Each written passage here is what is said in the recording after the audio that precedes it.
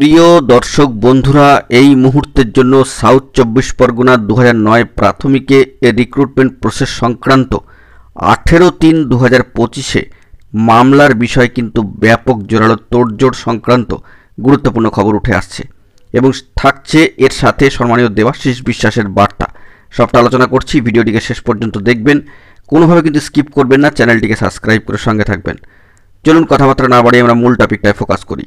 বন্ধুরা, এই মুহূর্তে একটা ক্রুশিয়াল ডেডলাইন যেখানে এনএমডি পর্যায়ে মামলা রয়েছে সাউথ 24 পরগনা 2009 প্রাথমিক রিক্রুটমেন্ট প্রসেস সংক্রান্ত গুরুত্বপূর্ণ এসএলপি এবং সেই নিরিখে 18/3/2025 computer generated tentatively schedule deadline কিন্তু এখনও পর্যন্ত অবস্থান করছে এবং সেই নিরিখে মামলার নিষ্পত্তি যাতে চূড়ান্তভাবে হয় বা মামলার নিষ্পত্তির ক্ষেত্রে যাতে চূড়ান্তকরণের ক্ষেত্রে একটা পদক্ষেপ গ্রহণ করা হয় সেই লক্ষ্যমাত্রা নিয়ে এবং ক্লারিফিকেশান আনাসহ অন্যান্য যে সমস্ত জটগুলি রয়েছে সেগুলো ছাড়ানোর লক্ষ্যে সম্মানীয় দেবাশিস বিশ্বাস এবং তার সহযোগী যোদ্ধারা কিন্তু ইতিমধ্যেই তৎপরতা শুরু করে দিয়েছেন।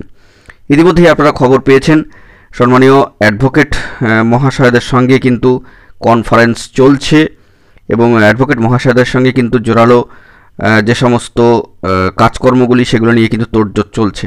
অর্থাৎ সুপ্রিম কোর্টে এই মামলার নিরিখে ক্লারিফিকেশান আনাসহ মামলার চূড়ান্ত নিষ্পত্তির লক্ষ্যমাত্রা নিয়ে ইতিমধ্যে জোরালো তৎপরতা কিন্তু শুরু হয়ে গিয়েছে।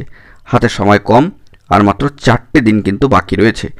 18/3/2025 অত্যন্ত গুরুত্বপূর্ণ একটি ভাইটাল ডেডলাইন হতে চলেছে এই মামলার টার্নওভারের ক্ষেত্রে, অর্থাৎ এনএমডি পর্যায়ে নন মিসলেনিয়াস ডে।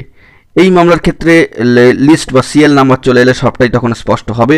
তবে এই মুহূর্তে দাঁড়িয়ে সম্মানীয় দেবাশিস বিশ্বাস এবং তার সহযোগী সহযোদ্ধারা কিন্তু প্রচেষ্টা চালাচ্ছেন এই মামলার কার্যত চূড়ান্ত নিষ্পত্তিকরণ ঘটিয়ে ক্লারিফিকেশান মহামান্য কলকাতা হাইকোর্টে নিয়ে আসতে। তো দেখা যাক সুপ্রিমের সেই ছাড়পত্র আগামী 18 আসে কিনা।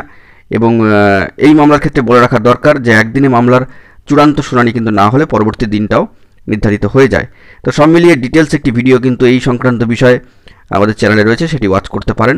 আপাতত সম্মানীয় দেবাশিস বিশ্বাসের বার্তা একটাই, সকলকে একজোট থেকে পাশে থেকে কিন্তু শেষ লড়াইটা চালিয়ে যেতে হবে, জয়ের লক্ষ্যমাত্রাকে সামনে রেখে জয় ছিনিয়ে আনতে। এখন এটুকুই, সকলে ভালো থাকবেন, চ্যানেলটিকে সাবস্ক্রাইব করে নিয়ে সঙ্গে থাকবেন। ধন্যবাদ।